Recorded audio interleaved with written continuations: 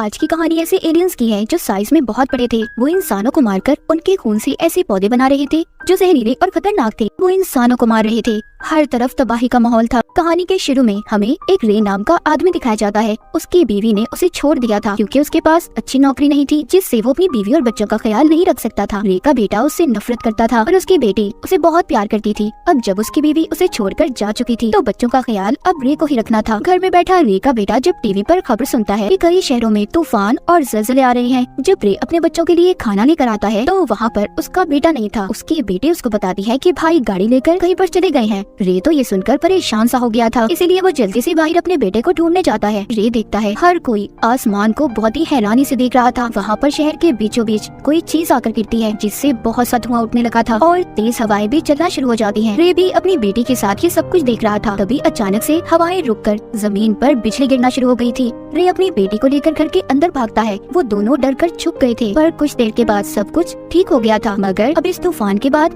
बिजली से चलने वाली सारी चीजें बंद हो गई थी। कोई भी चीज काम नहीं कर रही थी। उस बिजली की वजह से रोड पर चलने वाली सारी गाड़ियां खराब हो गई थी। रे को उसका बेटा भी मिल जाता है। वो उसे घर जाने का कहता है ताकि वो अपनी बहन का ख्याल रख सके और खुद शहर के हालात मालूम करने चला गया था कि आखिर ये सब कुछ शहर में हो क्या रहा है। तभी ये एक जगह पर जाता है जहाँ पर सभी लोग इकट्ठे थे। वहाँ जमीन पर एक अजीब सा गड्ढा था जो हाथ लगाने पर बहुत ठंडा महसूस हो रहा था, लेकिन कुछ देर के बाद पूरी जमीन हिलने लगती है। सब लोग घबरा गए थे क्योंकि वहाँ पर बड़ी बड़ी बिल्डिंग्स भी टूटने लगी थी। उन्हें समझ नहीं आ रहा था कि उनके साथ आखिर ये सब कुछ क्या हो रहा है। पर एकदम से जमीन भी टूटना शुरू हो जाती है। वो गड्ढा भी बहुत बड़ा हो गया था। वहाँ पर जितनी भी गाड़ियाँ थी सब उस गड्ढे के अंदर जा रही थी, लेकिन कोई उस गड्ढे में था जो सभी गाड़ियों को दूर फेंक रहा था। तभी उस गड्ढे में से एक खतरनाक एलियन बाहर निकलता है जो उड़ सकता था। उसके पास बड़े बड़े टेंटिकल्स थे। वो अपनी लेजर लाइट से लोगों पर वार कर रहा था। जिन लोगों को उसकी लेजर लाइट जरा सी भी लगती थी वो इंसान धुएं की तरह हवा में गायब हो रहे थे। चारों तरफ एक अफरा तफरी मच गई थी। सब अपनी जान बचाने के लिए इधर उधर भाग रहे थे। रे तो जैसे तैसे कर अपनी जान बचाकर अपने घर आ गया था। जब उसके बच्चे उसकी ऐसी हालत देखते हैं तो हैरान हो जाते हैं। ये अब जरूरत का सारा सामान लेता है और अपने बच्चों को लेकर घर से निकल गया था। दरअसल रे अपने बच्चों को यहाँ से बचाकर किसी महफूज जगह पर ले जाना चाहता था, इसीलिए वो अपने बच्चों को गाड़ी में बिठाता है। तभी उसका दोस्त भी आ गया था जो साथ चलने का कह रहा था, पर काफी देर हो चुकी थी। वहाँ पर वो बड़ा एलियन आ गया था जो अपनी लेजर लाइट से उसके दोस्त को भी खत्म कर देता है। रे जल्दी से गाड़ी चलाकर अपने बच्चों को अपनी बीवी के घर ले आया था, लेकिन वहाँ पर कोई भी नहीं था। उसकी बीवी अपनी मॉम के घर जा चुकी थी, पर फिर भी रे अपने बच्चों को लेकर यहीं पर रहता है। उनके लिए खाना भी बनाता है, मगर उसके बच्चों को भूख नहीं थी। इसके बाद वो सोने चला गया था। उसने हिफाजत के लिए अपने पास एक गन भी रखी हुई थी, लेकिन कुछ देर के बाद वहाँ पर रे को जोर शोर से आवाजें आने लगी थी। उसके घर में भी आग लग जाती है। रे जल्दी से अपने बच्चों को लेकर स्टोर में चला गया था। सुबह को उठकर जब ये देखता है तो वहाँ पर एक बहुत बड़ा प्लेन था जो तबाह हो चुका था। ये सब कुछ भी एलियंस नहीं किया था। वहाँ पर आई न्यूज रिपोर्टर रे को बताती है कुछ एलियंस बिजली का इस्तेमाल करके जमीन पर आ चुके हैं। वो बहुत खतरनाक हैं और अब तो वो तादाद में भी बढ़ने लगे हैं। उनके पास एक खास कवर है जिससे वो खुद को महफूज रखते हैं, इसीलिए तो हमारी आर्मी भी उनका मुकाबला नहीं कर पा रही। सभी बातें सुनकर रे बहुत ज्यादा डर गया था। वो अपने बच्चों को यहाँ से भी ले जाता है। वो अपनी गाड़ी को एक अलग ही रास्ते से लेकर जा रहा था। वहाँ पर वो आर्मी को देखते हैं जो शहर की तरफ जा रहे थे। रे भी अपनी गाड़ी को शहर की तरफ ले जाता है, लेकिन वहाँ पर पहुँचकर वो उन लोगों को देखते हैं जो अब बेसहारा हो चुके थे। उनका सब कुछ तबाह हो गया था, इसीलिए वो रे की गाड़ी पर हमला कर देते हैं क्योंकि वो भी इस गाड़ी की मदद से किसी महफूज जगह पर जाना चाहते थे। वो रे को गाड़ी से बाहर निकलने का कह रहे थे। वो उन पर अपनी गन कर देता है, पर वो लोग तादाद में बहुत ज्यादा थे, इसीलिए रे उनका मुकाबला नहीं कर पाता और चुपचाप अपनी गाड़ी को वहीं पर छोड़कर अपने बच्चों को लेकर एक होटल में आ गया था। बाहर सभी उसकी गाड़ी के पीछे लड़ रहे थे। सब बहुत ज्यादा डरे हुए थे। अब सब के सब इकट्ठे हो जाते हैं। वो एक बहुत बड़े शिप की मदद से यहाँ से इस शहर से निकलना चाहते थे। रे भी इन लोगों में ही था, पर तभी उसकी बेटी आसमान की तरफ देखती है। वहाँ पर जितने भी परिंदे थे सब एक ही तरफ उड़ रहे थे। इधर भी बहुत बड़े बड़े एलियंस आ गए थे। सभी अपनी जान बचाकर भाग रहे थे। सब के सब शिप में चढ़ गए थे। ये समझ रहे थे कि इनकी जान बच गई, पर एलियंस इनको इतनी आसानी से कहाँ छोड़ने वाले थे। पानी में अजीब सी चमकीली रोशनी होने लगी थी। वो एलियंस पानी में भी आ गए थे। उन्होंने वहाँ पर आकर पूरे शिप को उल्टा दिया था। सभी लोग पानी में गिर गए थे। एलियंस पानी में भी सबको मार रहे थे। रे अपनी बेटी और बेटे को बचाकर एक पहाड़ पर ले जाता है। वो दूर बैठे देखते हैं कि एक भी इंसान उन एलियंस के वार से बच नहीं पाया था। जाते हुए रे तो ये भी देखता है कि आसमान से लोगों के कपड़े गिर रहे थे क्योंकि एलियंस उन्हें अपनी लेजर से धुएं में बदल रहे थे। रे सभी लोगों के साथ उस जगह पर आ जाता है जहाँ पर आर्मी वाले एलियंस का मुकाबला कर रहे थे। चारों तरफ बिजली गिर रही थी। रे का बेटा भी आर्मी वालों की मदद करना चाहता था पर वो उसको समझाता है, कहता है ये तुम्हारा काम नहीं है, लेकिन वो उसकी नहीं सुनता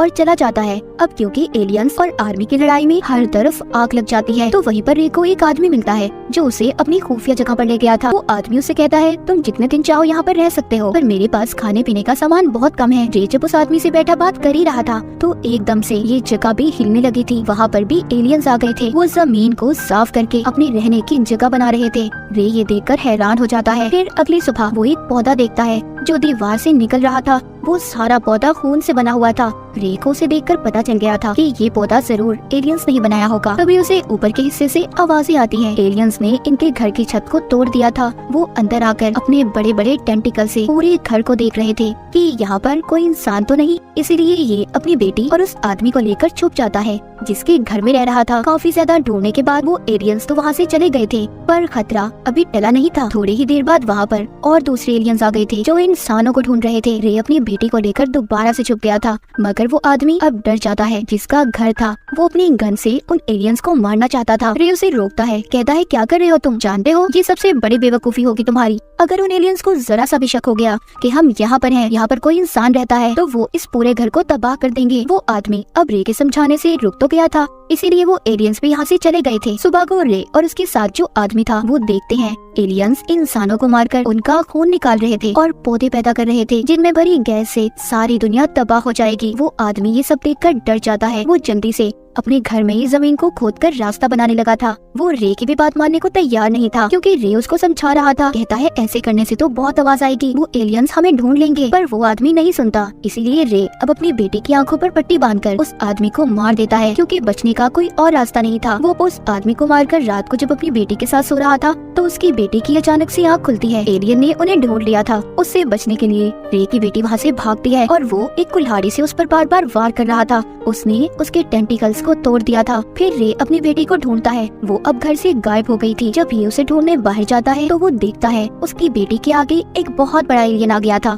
जिसने उसे पकड़ लिया था ताकि वो उसका खून इस्तेमाल करके पौधे बना सके। रे इसी तरह भी अपनी बेटी को बचाना चाहता था। वो अब उन एलियंस का ध्यान अपनी तरफ करता है। तभी वो एलियन रे को भी पकड़ लेता है और उसको भी बाकी लोगों के साथ कैद कर दिया था। उस एलियन ने अपने अंदर बहुत से लोगों को कैद किया हुआ था पर रे की बेटी अभी भी जिंदा थी जिसको देखकर वो बहुत खुश होता है। तभी अचानक से एलियन का एक टेंटिकल रे को अपनी तरफ खींच रहा था क्योंकि एलियन अब उसको मारना चाहता था। पर वहाँ पर जितने भी लोग थे सब रे को अपनी तरफ खींच रहे थे, उसे बचाने की कोशिश कर रहे थे। पर रे तो कुछ और ही सोच रहा था। उसको एक आइडिया आया था। उसके पास कुछ ग्रेनेड्स बॉम्ब्स थे। जब एलियंस उसको अपने अंदर खींचता है तो वो बॉम्ब को उस एलियन के अंदर डाल देता है। तभी बॉम्ब के फटने से वो एलियन खत्म हो गया था। अब वो लोग जो एलियन के अंदर कैद थे वो भी सभी आजाद हो गए थे। रे बाकी लोगों के साथ मिलकर दूसरे शहर में आ जाता है पर यहाँ पर भी आर्मी के साथ एलियंस की जंग में सब कुछ तबाह हो गया था। तभी रे देखता है जो पौधे एलियंस ने बनाए थे वो भी अब आहिस्ता आहिस्ता खत्म हो रहे थे। आर्मी ने भी बहुत से एलियंस को खत्म कर दिया था। तभी वहाँ पर अचानक से बहुत बड़ा एलियन आ जाता है।